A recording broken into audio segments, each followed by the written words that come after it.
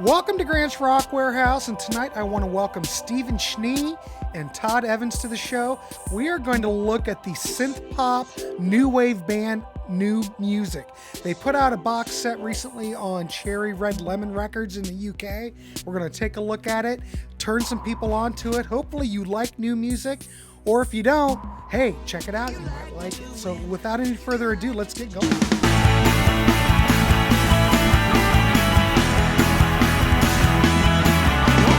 Rock Warehouse, and I want to welcome Stephen Schnee and Todd Evans to the show.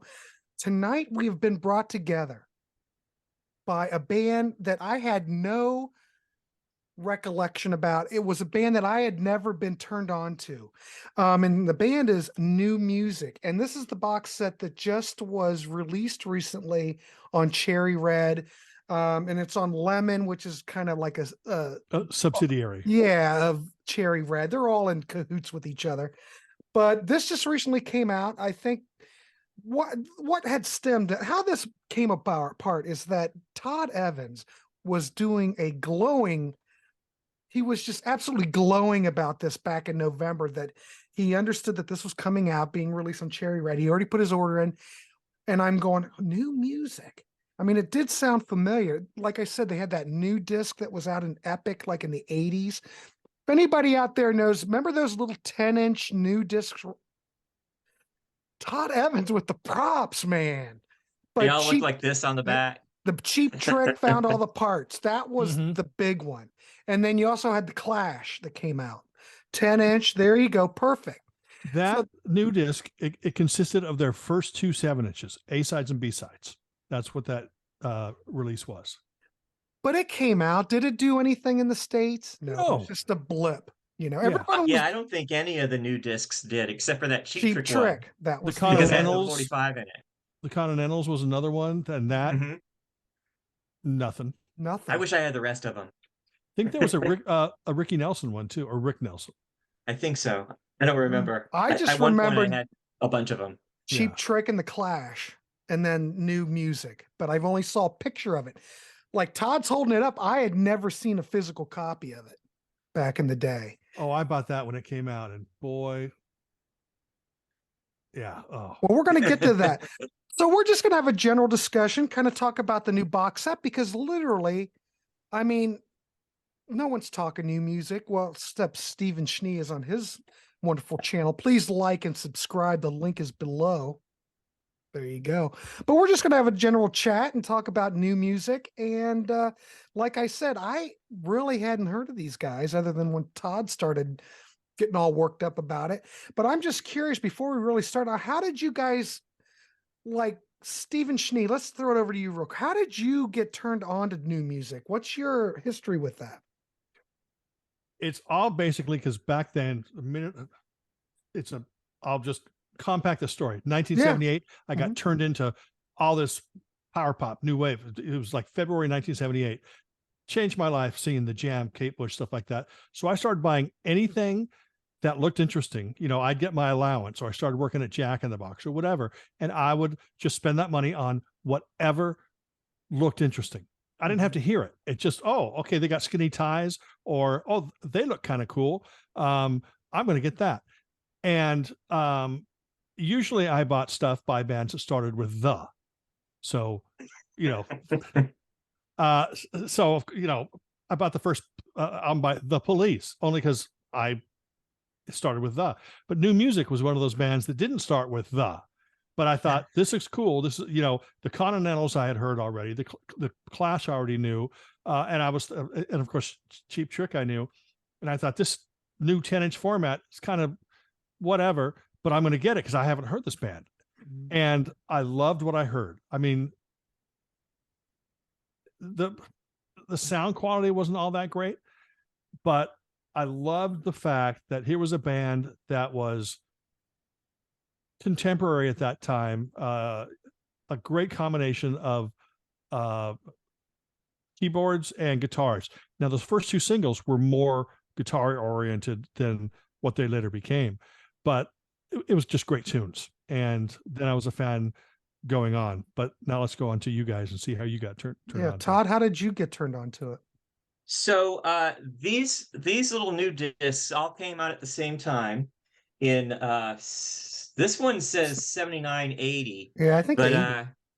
yeah, but I had a friend named Kent, and I've talked about Kent before on Grant's channel.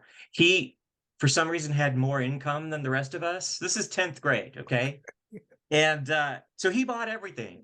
So he bought this, and that we were getting into new music at exactly the same time that we were getting into this Split Ends. Great record. So we were having this whole, and also there's another album that says 1979 and 1980 on it. So right, the turn of the decade, and we were trying to decide which band was better.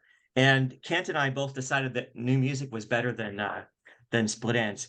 And I know that I realize that's a lot to say, but like Steven was saying, I heard this and was just blown away by it. And just the song On Islands, I was just completely mesmerized by it. I found it to be beautiful and touching, and I just absolutely loved it. But this thing right here, this is what we got in the States. This is on Epic. And what they did was new music was on, if you don't mind a history lesson, new music was on GTO Records in the UK. And so for the States, what they did was they took their first album from A to B and their second album Anywhere, and they put them together into this. So, you know, it's great to make fun of major labels and say they don't know what they're doing and all that stuff, but they really did pick the best songs from those two albums. In my opinion, they left one off, but they did a good job of picking, you know, really great tunes from both of those albums. And so I didn't know about the rest of it. I didn't like, this is from A to B. This came out in I don't know how long ago, 2021. And but when I was when I lived in California in the late 90s, when, you know, you could go online and find imported CDs of things that you didn't even know you could buy, I found From A to B and Anywhere and bought them probably around 1999. And so that was when I kind of discovered that there were more tracks. And Warp, the third album on there, I didn't even know that existed. I mean, there was no internet back then. So, you know, new music had a third album. I thought they only had one album, and then nothing else came out. So I didn't even think that existed. But what I love about this band, first of all, the image, their image is so weird. You got these three new wave guys, and then the main guy, Tony Mansfield, is kind of nerdy. And then you got this guy, Tony Hibbert, the bass player, who looks like he should be in Alabama or something like that. He's wearing like a flannel shirt. Yeah, and his beard. Yeah, and he had a beard. And I was just like, that's the coolest thing ever. Those are four guys that don't look like they belong together. And to me, that made it even cooler. But the fact that it was sort of power poppy, and that it had a lot of acoustic guitar on it, and that it had keyboards on top of that. Plus, Tony Mansfield had all these signature sounds. Though when you find out about somebody new, like that you've never heard before, and they're making their first one or two albums, you never think about, you know, having a completely unique sound like right out of the gate. And Tony, they had a completely new sound right out of the gate. There's that sound all over this album. I don't know if you recognize this, Grant, but it's like a submarine sound. It's like a sound. And Tony loves that. He's put that on like 4 or 5 songs. His hand claps don't sound anything like hand claps. They're really processed and kind of, you know, they're really different sounding. And you put that along with the keyboards and along with acoustic guitar, and it's just they probably invented dream pop a decade early. I mean, I think we're talking 1977, so yeah, that's pretty early. Think about it. Actually 79. Yes, I mean, Well, okay, they formed in yeah. 77. So I Yeah. mean, what I mean is they probably had time to develop, Yes. and by 79, You see, the thing is that new disc EP, for anyone out there who's not that familiar with the band, the new disc EP consisted of their first two singles, A and B sides. So it's 4 tracks. And then by the time that came out in America, they'd already released their first album. And then by the time the second album came out here, they still hadn't released an album here. So, like Todd said, it looks like they were focusing on the second album, which is Anywhere. I think so. They focused on that, and then sort of took off maybe the less commercial songs off of that, then added the more commercial songs off of From A to B. I've always felt that New Music was a synth pop band with power pop melodies and power pop aesthetic. They played synth pop with acoustic 12-string guitar. Completely unique sound. Nobody else did it then. Nobody's done it since. Really high up in the mix too. Yes, the 12-string is really up front. Yeah. It's not like shades, like everyone talks about like, oh yeah, this person strums, acoustic guitar on that song. And sometimes you just feel it. No, with New Music, it was just it was part of the sound. And Tony Mansfield wrote incredible pop melodies. And I think the thing that they really got right, and both of you might agree with this, is on the album Anywhere, there's a song called They All Run After the Carving Knife, which is an incredible pop song. Starts as a pop song, and then then most of it fades away, and then it turns into like an Italian movie theme. It's just this incredible piece of music. But on the British version, they have like 2 minutes of weird noises before the song kicks in with this huge strum of an acoustic guitar. What they did right on the American album Sanctuary is they deleted all that noise before, and the album just kicks in with one of the greatest pop songs of the 80s. It is incredible. There's so much depth to what Tony Mansfield was able to do with New Music. And plus his vocals, somehow they're treated, so sometimes you can hear his voice fade in and out and double tracked, or it's just incredible. I mean, he was doing so much stuff then, but none of that matters if the songs aren't any good. But Tony Mansfield knocked up, just amazing songwriter, just great pop songwriter. Yeah, when I first heard it, though, I was kind of blown away. I didn't know exactly what to expect because I didn't test any of this out prior. Yeah. I just ordered it. And what you guys, I think, pinpointed it perfectly. The 12-string is predominant. The production is, I really like the production on these records. I think it's, at least this box set, I think sounds wonderful. Yeah. Yeah, there was some discussion about whether or not Cherry Red was going to get that right. Now, I've not heard any Cherry Red reissues that I didn't think sounded good, but this one, I don't have any issue with it. Stephen, what do you think? I think it sounds good. I've had the other CDs. Yeah, see, I have the other CDs because they came out originally on, I think, Edsel. Demon Edsel put them out originally, added bonus tracks, and then, or it could have been Cherry Red. They went back and forth between Cherry Red and Edsel because there was a version where the first 2 albums were issued on a 2 CD set. Then they were also issued separately, but they contained the same bonus tracks. Something that I have in my possession, but I stupidly didn't pull it out here, is I have a version of one of those 2 albums that has or the Japanese version that has 2 bonus tracks that aren't on anything else. They weren't even released as singles. They're completely unknown songs that appeared on this Japanese one, which to me, the world needs more New Music, right. As in the band. So hearing 2 songs that I'd never heard before blew my mind. Well, it looks like GTO put them out on CD in 94, and then Edsel was in 2000. So the GTO ones must have been the ones that I had. Okay. I got them in 99. Yeah. And then, so I had the GTO ones. Then I had the Edsel one, which, you know, put the two albums. There was a Japanese version of Warp that came out first, but when they finally put it out in the UK, it had the same bonus tracks. And I know that's getting nerdy and stuff like that, but it's, you know, maybe if somebody becomes a I big love fan of, you know, and they want to buy every version, you don't really need I mean, it'd be great to have the Edsel versions. I'm not knocking Edsel, but this box set does have everything that's on the Edsel versions. You just need a Japanese version, and I wish I could remember which album it was, but it has two. I only tracked it down like about 2 years ago. So you have it now. I have the Japanese version Okay. that has two non-album tracks, or I mean, Okay. two tracks that aren't anywhere else, And they aren't on here.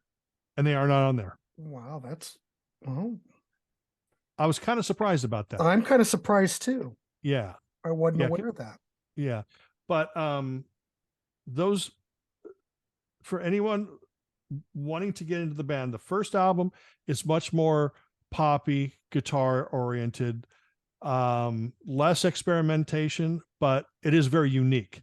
As I said before, Tony Mansfield, incredible songwriter, but also an incredible producer.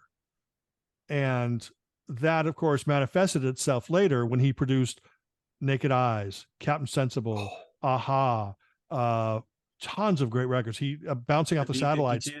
Yeah. Yeah.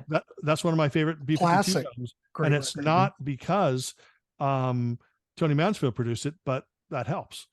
Yeah. But the first two Naked Eyes albums, if you're familiar with like the two A&M Captain Sensible albums, you'll be familiar with, because he uses a lot of the same sounds and the same ideas when he produces Captain Sensible. So There you go. Well, you know, when I listened to this band, I was trying to, for someone who hasn't heard them before, I'm going to throw out some bands or some artists that either might have been influenced by, I don't know if they have been or not, but I can probably hear these bands. I can probably hear new music in these bands. Now, I was going to mention, to me, the first thing that came to my mind were the Buggles. Now, I don't know if they were influenced. We're talking around the same time. Yeah. But I find the Buggles, I mentioned 3 o'clock.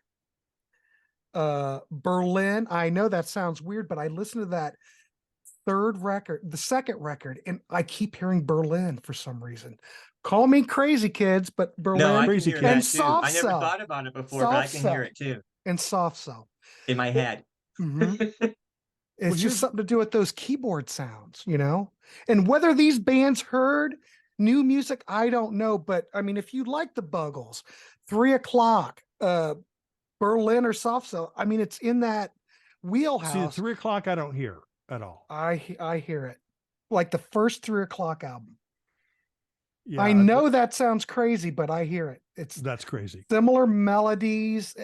But think about it. Michael from 3 o'clock could have totally been into new music. I don't know. It's just reminiscent of that. Mhm. So I don't know. You know, what I did hear about a year ago, you guys familiar with the band After the Fire? Yeah.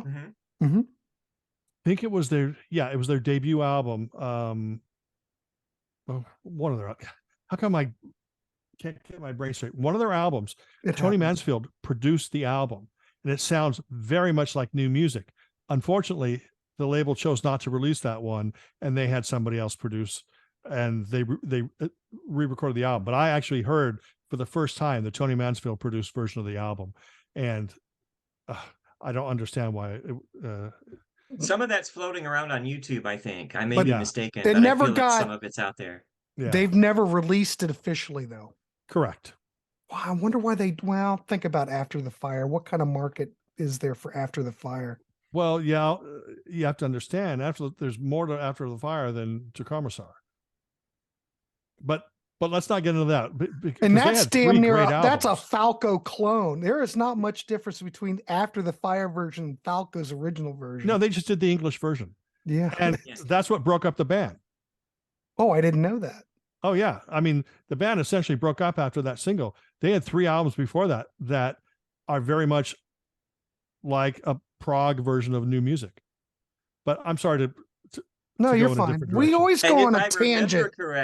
if I remember correctly, it's been ages since I've heard it. But that album that Der Kommissar is on, that song stands apart from the rest of it, sort of. Yes, Like it because doesn't the really other sound stuff, that much like it. the Yeah. 3 albums sound kind of similar to each other. Mhm. And that album that was released in the US, just like the new Musik album, it was a compilation of kind of like a hits, a best of. And they threw Der Kommissar on it, and it was entirely different than what they'd done. And if you go back and listen to it, they were just a great guitar, keyboards, prog, a pop band, a new wave pop band with prog leanings. Really wonderful band. And it's like the Stray Cats built for speed, combination of the first 2 Stray Cats. Exactly. It seemed to be like such a normal thing here in the States to take these bands and try to break them and combine the best from like the first 2 albums. It's just, there's a show in itself, gentlemen. There's a show in that. All this stuff was happening. Like if I'm hearing this right, if I read this correctly, I think GTO Records was kind of in trouble, and they folded for a while, like after the first 2 albums came out. And so I don't think that they were on like really firm footing. So it might have been that the Epic deal, I don't know this for sure, but it might have been that the Epic deal for Sanctuary was out of necessity. True. But I'm not totally sure. But it also shows that the American side of the label, or I mean the American, who Epic or whatever, it showed that maybe they didn't have enough confidence in either album to release it over here, but they put it out here, put out Sanctuary, because of the fact that, that happens a lot. Capitol didn't have faith in the Beatles, so they gave that first album to VJ. Yep. And I'm not comparing new music to the Beatles, but it happens. It's been happening for as long as rock music's been around. So it was an incredibly great idea. Too bad it just didn't. KROQ here in Southern California actually played They All Run After the Carving Knife, Dead Fish Don't Swim Home, Straight Lines, and maybe 1 or 2 other songs on a low to medium rotation. You did hear them quite often at that time, but never when it went back to like flashback lunches and stuff. They were kind of forgotten after 1980. Well, I do want to say one more time. Yeah, go ahead. Epic Records did an outstanding job on this package. It's one of my favorite album covers of all time. And this photo is fantastic. I mean, it's just great. This package is just great. They did a good job, I think. I was just absolutely in love with that album. But there's a lot of firsts here tonight, Todd, because not only have I not seen the new disc up close, I had never seen that comp album on Epic ever. I've never seen it in the bins. It just didn't do anything.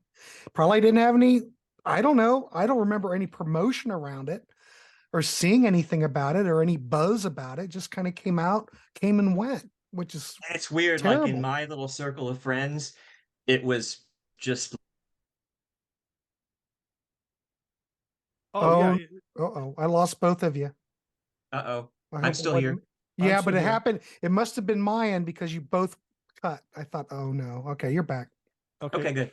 See that Sanctuary, I remember when it came out. I think it was one of those, like the nice price. It was like priced, lower. Yeah, it came out that way. Yeah, and I bought it because I go, oh my god, this is the group that had put out that 10-inch, and I was so mesmerized. It's certainly an album that is enchanting. It's mysterious. It's got a lot more depth. And Tony Mansfield is able to bring out, a lot of people claim that there's no emotion in synth pop or in synthesizer or electronic music. Tony Mansfield was not writing synth pop music. He was writing pop music and was using synthesizers as the, whatever you want to call it, the conduit or as the vehicle to move his songs forward. And it was only the Warp album where I think that he really started writing songs around synthesizers, around electronics. But those first two albums and that Sanctuary, they need to be owned by anyone who loves a great melody and a great hook. They're kind of like follow that same kind of track like Talk Talk did. You know, your first album's more poppy and more experimental as things kept going. Of course, Talk Talk kept going, and we know how that ended up. I mean, totally like ambient, which I don't know. This is kind of like the start of it because it's kind of writing songs. Yeah, I like all the Talk Talk stuff. Todd and I did a show before, and Talk Talk came up. Yeah. Well, it comes back to Talk Talk, kids. But I was the Beatles. And the Beatles, Cheap Trick. But I was going to say Straight Lines as a single. I am just surprised that did not take off. I mean, you've had Cars by Gary Newman in '79. That took off. You know, what was I going to say? Like, you know, the Buggles. I mean, it's all in that kind of genre. That was all happening in the same time. There's like this 79-80 blur. Where all that happened at once. But why do you think Straight Lines? What an incredible time! Why do you think that's? Well, in the UK it was a hit. Do you gentlemen know where that charted off chance? I mean, it was did okay. I don't. Let me see. If I only had a way to look it up. But Straight Lines here, you think it would have done something? I don't. I just guess it just slipped through the cracks. No promotion. You know, not everything's going to take off. But it's a shame because it's such a great track. What a great single, you know? You see, I like that track, but I think it's the lesser of their singles. Okay. Like this World of Water. I don't think They All Run After the Carving Knife was a single. That should have been a single. But I don't think Dead Fish Don't Swim Home was a single, and it should have been. But then there's, just such an amazing array of songs here. Interesting too. Living by Numbers was actually turned into a commercial. Casio used it. There's a watch commercial that used Living by Numbers, and it's on YouTube amongst a whole bunch of really interesting videos. Well, not a whole bunch because there's not very many, but 4 or 5 really good performance videos from this band, like when they were on TV and stuff like that. So if you're interested, definitely look them up on YouTube. The song Sanctuary alone, that it's kind of like Tony Mansfield said, you know what? I've got these 3 or 4 great pop songs. Why don't I just take the choruses, these great choruses from these great songs, and throw them into one song? Because that song has great hooks. You can, and the hooks are kind of different from each other. So, it's like a 3-minute pop prog song. It's just, I can't say enough good things about this band. Yeah, same here. And my favorite song of theirs for many years, when Sanctuary and the 10-inch were all I had, was Areas. I think Areas is absolutely beautiful until I heard A Map of You, which I like even more. Map of You was always one of my favorites from A to B. Yeah. One of my favorites is This World of Water. Oh yeah. That's so we practically named the whole first record. So that just goes to tell you how great this pretty is. Much. And then of course, as a joke on their second album, they have a song called This World of Walter. Yep. So, hey. But on the second album, Areas, Churches, and Division are all just outstanding. They're very haunting. Yeah. And Back to Room 1 too. Oh yeah. And While You Wait.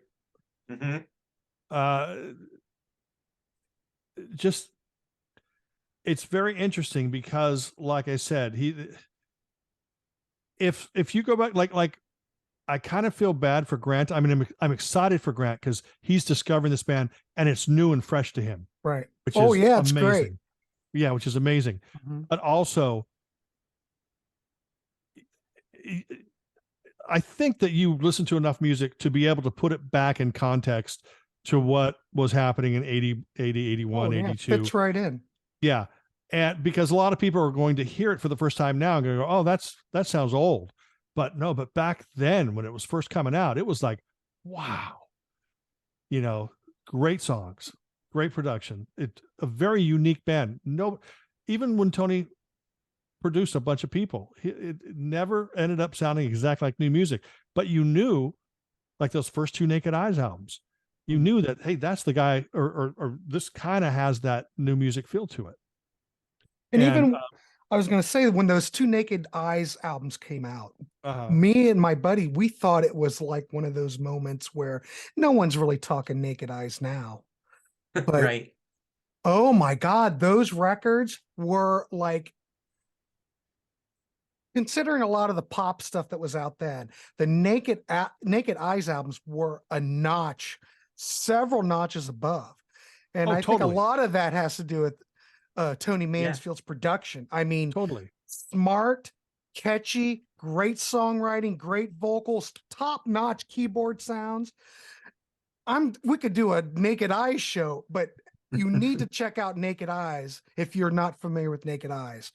Those first two albums, I think are, and I think apart from what you just said about Naked Eyes, their greatest asset is the fact that they never looked, never adapted the looks and weird hairstyles and makeup stuff. They just looked like two regular guys, and they always maintained that look. It was never like, ooh, let's see what Naked Eyes looks like in this video. It's like, no, they just look like they were musicians, a singer and a keyboard player, and they were singing. And it was never about fashion. It was always about music.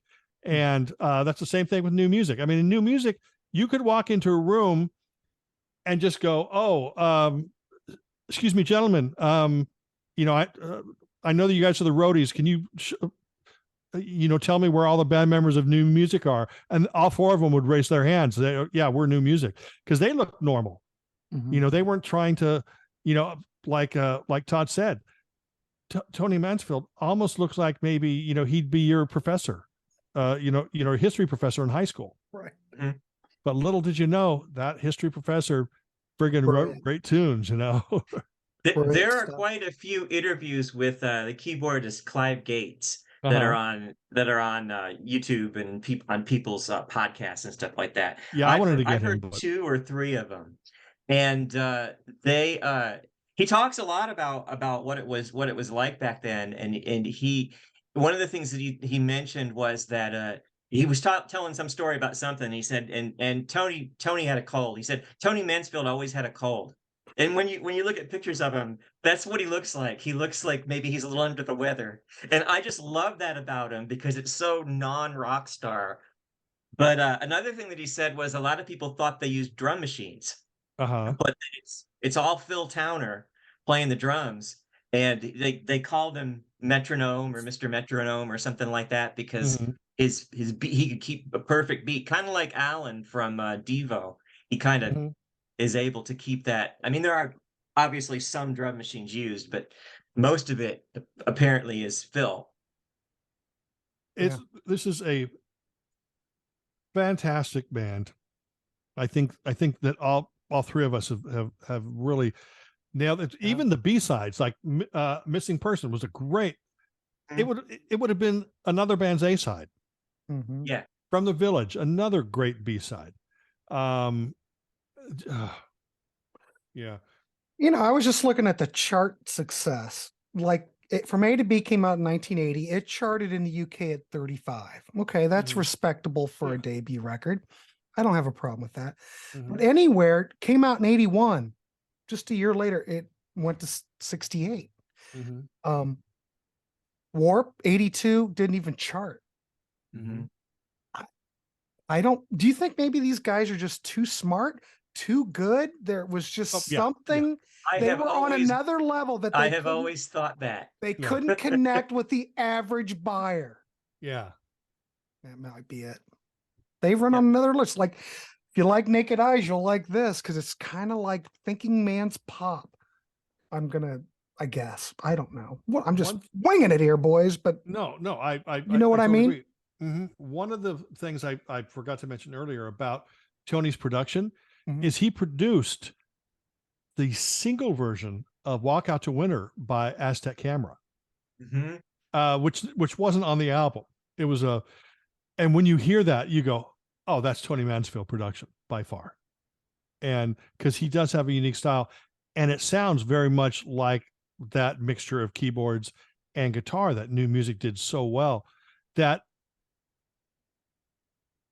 I think that people wanted them to be super weird, and then they might have caught on, or people wanted them to be much more commercial than they would have caught on. But they were right in between because they were just doing what they wanted to do.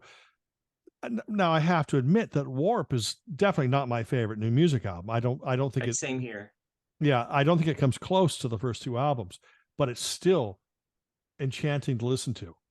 Especially their original All You Need Is Love, followed or like it's either followed by or preceded by the Beatles' All You Need Is Love. Mm-hmm. You know.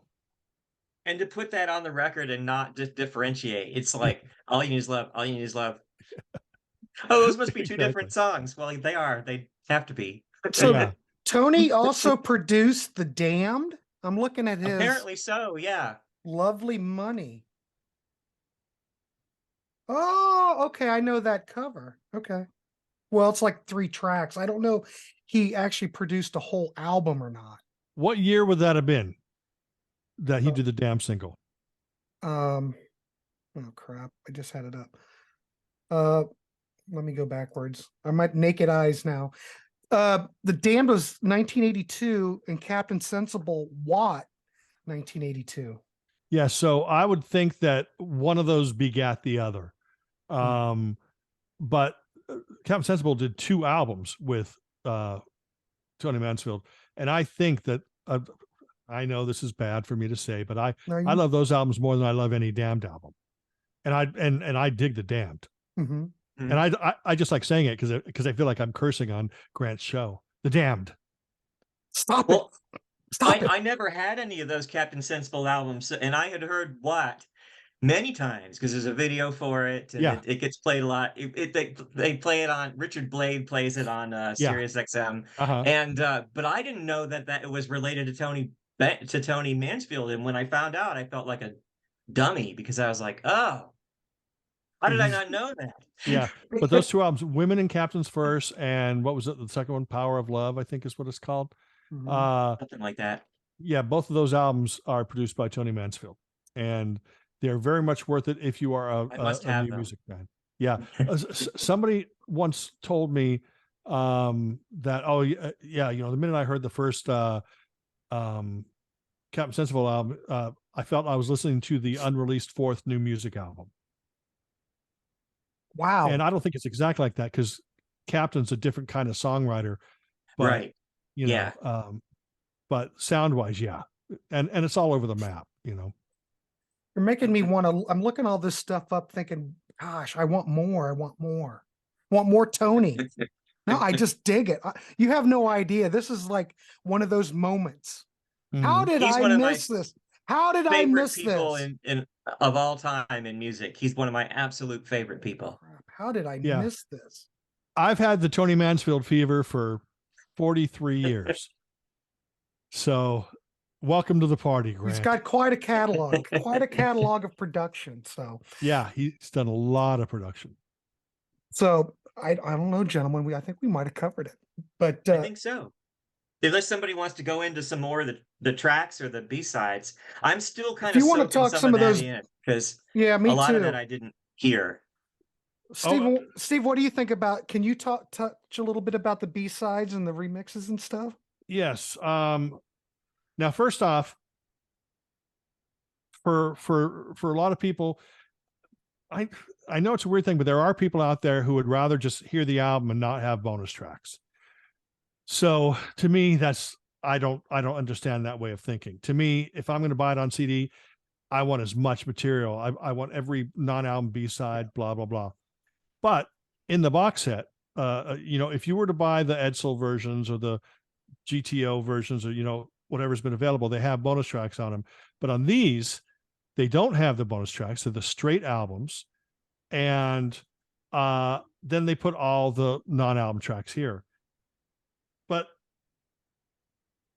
and there's like single edits. So, you have things like like The Planet Doesn't Mind, which is a weird. See, the third album was very experimental, very different, but still very much new music. It's just that everything seemed to be, it was more electronic, more avant-garde, but still great tunes. Tony sounded great. But it's interesting to hear like the extended mix of Here Come the People, or the remix, and the Chic music, magazine music. Like I said, From the Village is a great B-side, which I mentioned before. And then Missing Persons, which is, I just think it's just top-notch Tony Mansfield.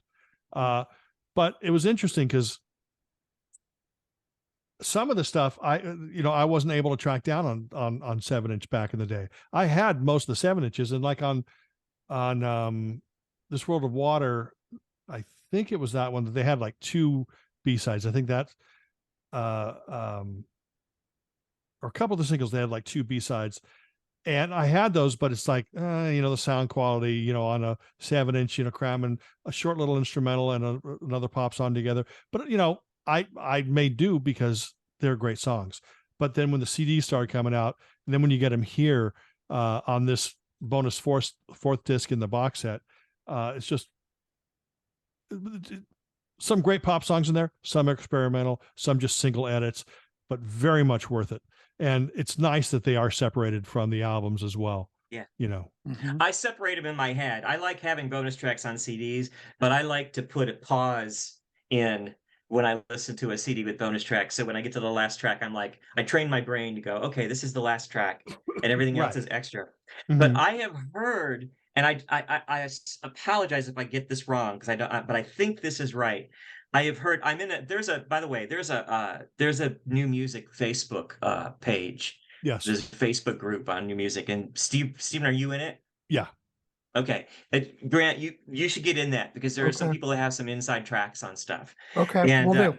But apparently one of the tracks, and I think it's the single edit of The Planet Doesn't Mind, is actually a vinyl rip, because nobody's been able to come up with that tape. Tapes or masters are missing somewhere. Yeah. But it doesn't sound bad, but apparently that's what they had to do to get that on there. There are a lot of things out there, whether it's Cherry Red or Edsel, that are vinyl rips. In fact, I think a Rubellin, I could be wrong, and I don't mean to offend Scott at Rubellin, but the Fingerprints CD, there was a track on that one track, I think that might have been a vinyl rip. But still, you know what? I don't listen to vinyl, or I don't have a turntable. I'm old school. Old school is CDs now. Hello. Right. We're like really old school. Yeah. Right. And so everything I listen to is on CD. So to have this stuff on CD, as long as it's a decent rip, I don't care. Yeah. It just tells me that they wanted to include it really bad. Yeah, exactly. Well, and they did anyway, even though they couldn't find it. I mean, if you've been on the Hoffman site and you look at Lemon Records, it seems like it's kind of a controversial label. I don't detect that any of this was, well, maybe the one track. I can't. I think it sounds great, but the first 2 albums sound the same to me. Now, the Lemon CDs of Steeler's Wheel that came out on Lemon, supposedly are vinyl rips. Now, I listened to it and I think they sound great. I can't tell that. Well, are those Steeler's Wheels masters missing? I don't know, but evidently, but if they were, I'll take if they're going to master a really high quality vinyl rip and put it on a CD, I'll take it. If that's all there is, I'll take it. I can't imagine those would be missing, but who am I? I think who knows? Those Lemon CDs sound great. I'll go out on I think these first 2 records don't sound any different from those GTO CDs I used to have, to me. Good. Yeah, I think that those are master tapes, or at least next generation. Yeah. I'll take second generation. I don't have a problem with that. Yeah, same here. We might be setting the internet on fire by saying that, but the audio files are just gonna roll over and Look, Mhm. if have a some connection. company that has enough money to put this nice little box set together is going to put out new music, I'm buying it. Yeah. Well, you have to applaud Cherry Red because think I about it. love Cherry Red. That Steppenwolf box set that came out, beautiful. The Iron Butterfly box that they put out, beautiful. There's tons of stuff that they're putting Tons. out that nobody else is interested in doing. Yeah. They have pretty much picked up the flag where Rhino left off because Rhino Yeah. isn't Rhino anymore. I miss Rhino, but Yeah. Cherry Red, man, they are all over it and putting out great stuff. And I have nothing to do with them. So I'm just saying. Who else would put out a Tracy box set? Right. Tracy was a Paul Weller protege, put out one album called Far From the Hurting Kind, and some singles with non-album B-sides. Paul Weller was involved in production, songwriting, and stuff. I don't think that the second album was even actually officially released, but it did come out on CD. So both those albums are available on CD, yet there's like a 4 CD box set coming out, or 4 CD and a DVD that's going to have those 2 albums, plus a bunch of other stuff that never made it on album or CD. And, you know, and I love Tracy. I do. I honestly love Tracy, but she just didn't catch on as much as she should have, you know.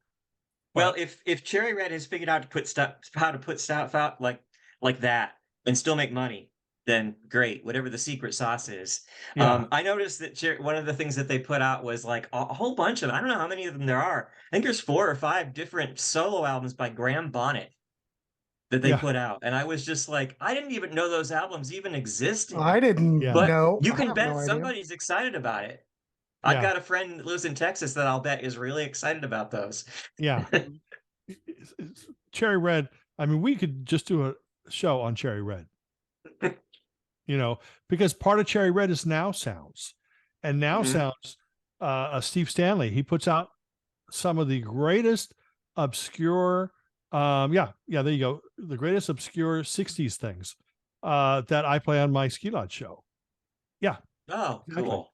And you know, there's a Bo Brummel's box set, and there's just an incredible array of stuff, and that's on Now Sounds. And then the association, Steve.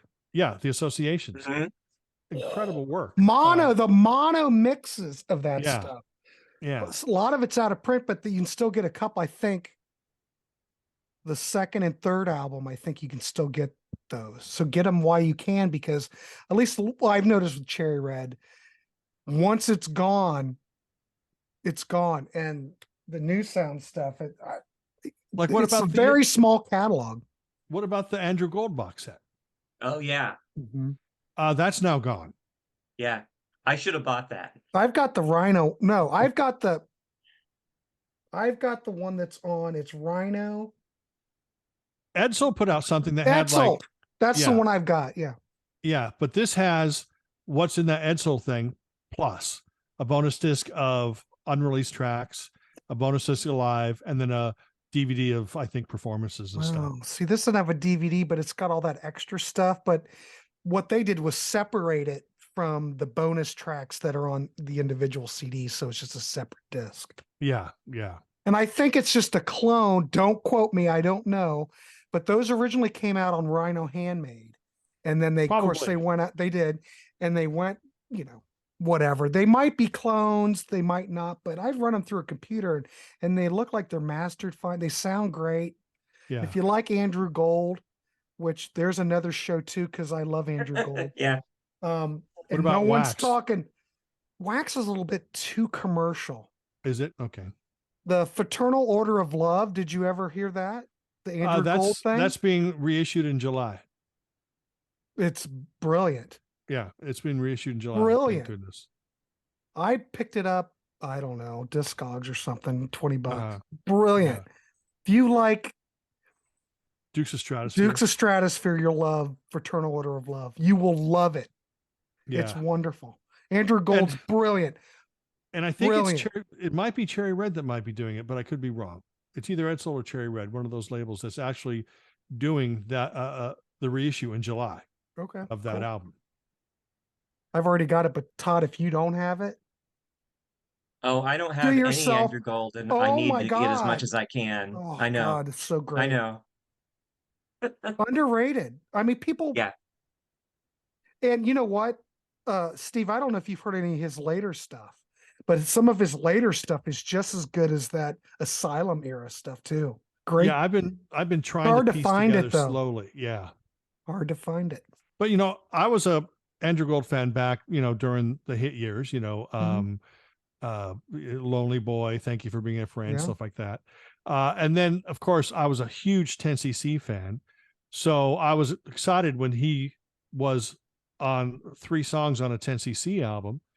And then of course, then him and Graham Gouldman formed Wax.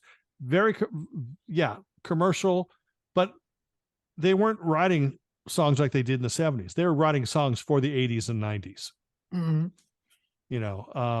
And I love them too. And in fact, that'll be on a video at another time too. So, But my favorite Andrew Gold track is Endless Flight. Absolutely brilliant, I think. Brilliant. Love it. Of course, I like all of it. That's a whole other show. yeah. Uh, If you can get it, get it. It's great. No one's talking Andrew Gold. And the work that he did with Linda Ronstadt, the way he would arrange stuff, he practically put together You're No Good. Yeah, Arranged yeah. everything. He was brilliant. Brilliant musician. Yeah. And the fact that it got to the point where only like the hardcore fans or the musicians remembered him, years later, it was just sad. Mhm. I mean, I even if you didn't like the group Wax, at least he was out there doing it. In the 80s and 90s, he's out there recording music. Had a hit single in the UK with "Bridge to Your Heart," and it kept Graham Gouldman busy too. And Graham Gouldman's one of my favorites. Oh yeah, brilliant. That Yeah. his solo album. Do you have that? The 68? I think it came out in 68. Yeah, it's called the Graham Gouldman thing. Mhm. Yeah. Great. And Oh then my he put out an God, album in the brilliant. 90s called "Add Another Thing." Mhm. Oh yeah. Yeah, I've got his, like I said, more. Us just chatting like this makes me want to start up the Friday night chats again and just throw out a topic and just. I haven't done one forever. I was doing them, and then I'm starting to do these Saturday things where I'm spinning records. But gonna have to do another Friday night chat eventually and just throw a topic out and just let it go. Is this still a new music video? Sure, why not? Because we do a lot of rants. I don't care. Yeah. We keep it to an hour, we're done, but we're done. Yeah. But I like to keep it loose, you know? Oh yeah. Yeah, absolutely. Whatever. People don't like it, turn it off. I don't care. But I think we covered it.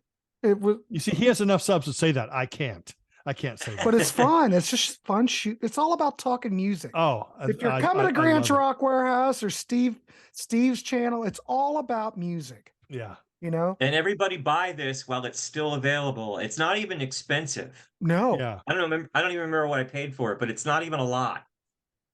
I ordered mine directly from them. So did I. Took a while, but it got here. Yeah. They've been sending me newsletters, like email newsletters for, I don't know, 5 years, 6 years. And I hardly ever buy. I go through it and I go, oh, I'd like to have that. I'd like to have that. And then I don't buy anything, but I'm going to change that. Oh, I'm going to start buying stuff from them, like a lot. Guess what? There's a lot of great stuff. Yeah. Guess what? What? Let's talk about Mari Wilson. He produced, Isn't that on- Tony Mansfield produced something of hers. Tony Yeah. Mansfield produced the whole album. What? And I just happen to have this handy because I'm going to be making a video about it. This is essentially all her like 80s recordings, all her classic. It has all the Tony Mansfield stuff and the pre-album singles, and it's an amazing collection. What label is that on? I was trying to see. Cherry Red. Oh, it's on Cherry Red. Okay. Yeah. And it is called Mari Wilson, the Neasden Queen of Soul. So if you like the song Just What I Always Wanted, that's produced by Tony Mansfield. So is it Cherry Red or is it esoteric? What, I'm just trying to look like esoteric. Is it? It's Cherry Red. This Okay. This compact, the album came out like The original label was like compact something. Or other. Okay. Yeah, and that's what that is. But it's cherry red. Did you Right. grab something, Todd? Todd's Yeah, going I to the did buy archives. this from Cherry Red. Oh, All Tony of the Tony Banks. Banks albums Oh, in a right. big box, which Oh, nice. is pretty. Actually, came with a postcard that was signed by him, but it comes in this little case where you can kind of pull everything out, Wow. and everything has the real, Yeah, all the real art, and it's just the best. It's like somebody made this for me. They do a great job with the Howard Jones reissues too. I need to get that. I think those are all out of print. I need to get whatever is still in print. I was just thinking about that the other day. And there's something new that's coming out. I think it's an EP of Howard Jones. Yeah. I mean, like they're basically doing great jobs on the Elektra albums. Like I still think that the best Howard Jones is the first album or the first two albums. I do like the next two or three. I like him. I love Howard. He was great on the 80s cruise. Right. And there's another group that has or another producer is Rupert Hine. That's another guy to talk about. Yes. And he's made some albums of his own that I have not heard. Oh, I did a whole bit. Todd, go back to my channel. Is this another show I didn't watch, Stephen? I went through Rupert Hine's entire catalog, including his solo material and his work with Thinkman. I will watch that. Okay, and I even have little medleys. Streaming libraries, but I haven't gotten around to listening to them yet. Yeah, I in my videos I even have medleys. It took me 3 days to put together a 6-minute 10cc medley. Total of 32 songs in 6 minutes. Really? Yeah. I haven't even made the video yet. I always make the medleys first before I make the video. You've definitely got it down. Because how long have you had? Well, now we should wrap this one up. We can for a little bit. Yeah, sorry, folks, that we went off on so many. The thing is new music. It inspires us to talk about everything else because everything else. Exactly. So anyway, if you dig this, if you like what we talked about, we have nothing to do with Cherry Red. Seek this out. We highly recommend it. And if you've watched Todd and Steve and I talk before, you know what we're talking about. Well, maybe we don't, but I don't think you can go wrong with this. Get it while you can, because I don't know how long it'll be available. Yeah. Go out and take a test drive. Go on Spotify. It might be on there. I don't know. I think you can stream their albums. Yeah.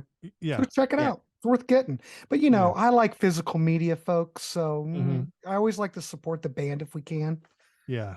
Or the label, such as Cherry Red. Or Cherry Red. We want more. We want more. We can't rely on Rhino anymore. Those days are gone. Right. But Cherry Red gives us hope. Absolutely. All right, gentlemen, let's wrap it up. I want to thank Steve Schnee and Todd Evans tonight as we looked at new music. And all we're about is trying to turn people onto stuff.